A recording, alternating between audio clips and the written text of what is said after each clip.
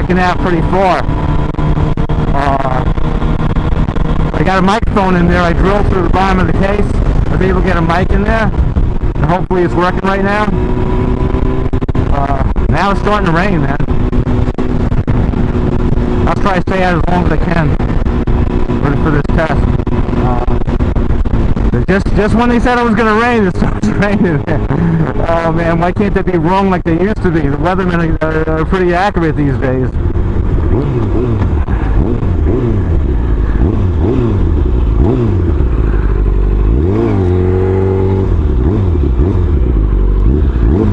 It's bad. First starts raining.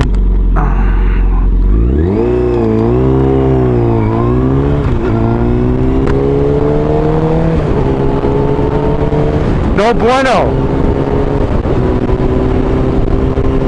Some ice cold rain.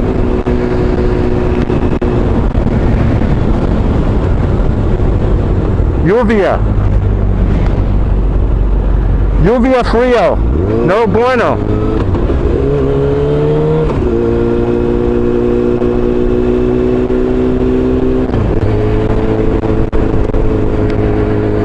Yeah, I might have to cut it short. Hopefully this is coming out. Hopefully this angle is good. I think it is. But I'll be, generally I keep my head like this. It's not too bad. Let me cut over this way. Let me go towards Sable. Seems like it stops. It's good. Hopefully I can get some pockets of dryness for this test. I can stay out for maybe, half an hour or so, I hope.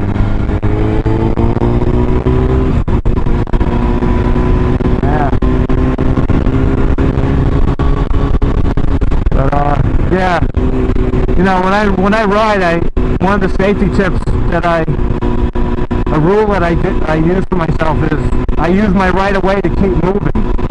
Like, a lot of people they like to be nice and let people go, and I do too when I'm in my car. But when I'm on my bike, I just keep moving just to avoid the possibility of a rear end. Someone rear-ending me, so that's one safety tip. That's I try to move usually a little bit faster than the speed limit, if it's possible, and try to be visible. Keep a pretty far following distance, and then keep moving. Hopefully it doesn't start raining anymore. It's supposed to be light rain, so. I'm gonna try to go on Montauk Highway, some slower roads, so I don't have to risk my skin just to do this test on the camera here. But it looks pretty good so far. Look at this camera angle. Looks all right. Should be able to get some pretty good shots.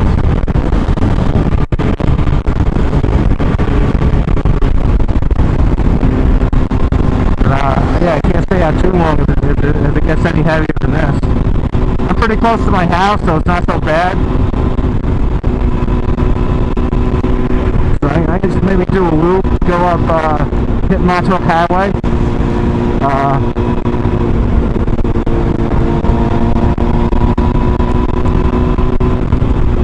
Feels good to be riding though, man. Beach watching TV. Brainless shows on TV. Get out and do something, man. This is about as much fun as I can have as being on the bike. As far as I'm concerned, anyway.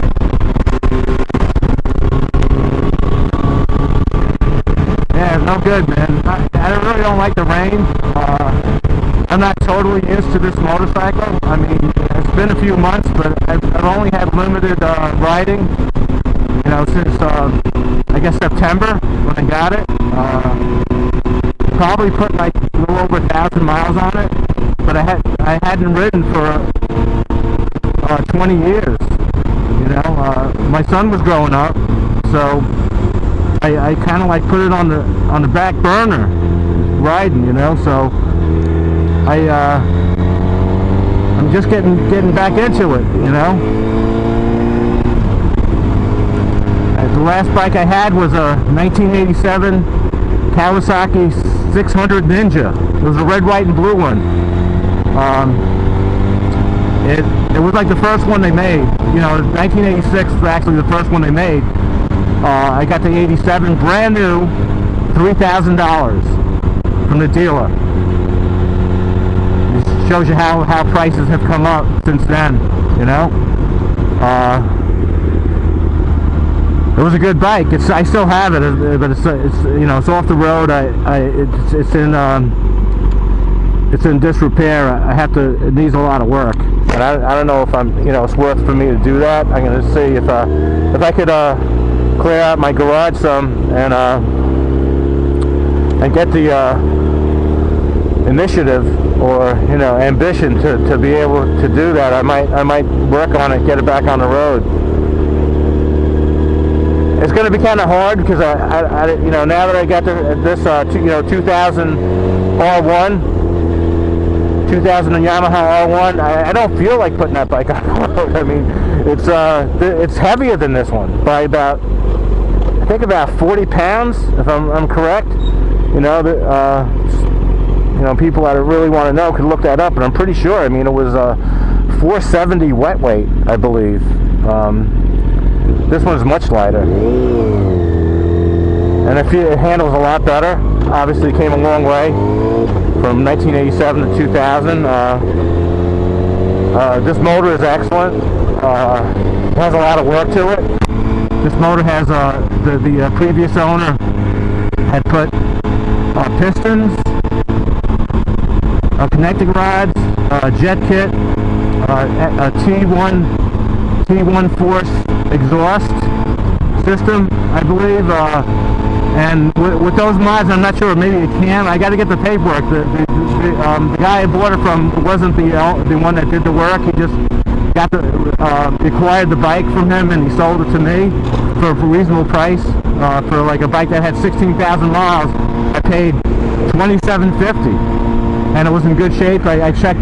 There was no play in the front wheel bearings. The steering head seemed good. Chain was good. It had brand new tires when I got it, and it seemed to me it was a good deal. It was the best one I found. I found it on Craigslist, and I went with it. And then I didn't really like the idea. He told me right off that he had the previous owner had done the work on it. And he showed me the paperwork back then. It has 159 horsepower to the rear wheel as a result of the high compression pistons, the lighter connecting rods, and maybe a cam. I'm not sure. And then the exhaust and the jet kit on the carburetors. It really does feel it. I mean, I even had someone from work that rides his brother's 2000.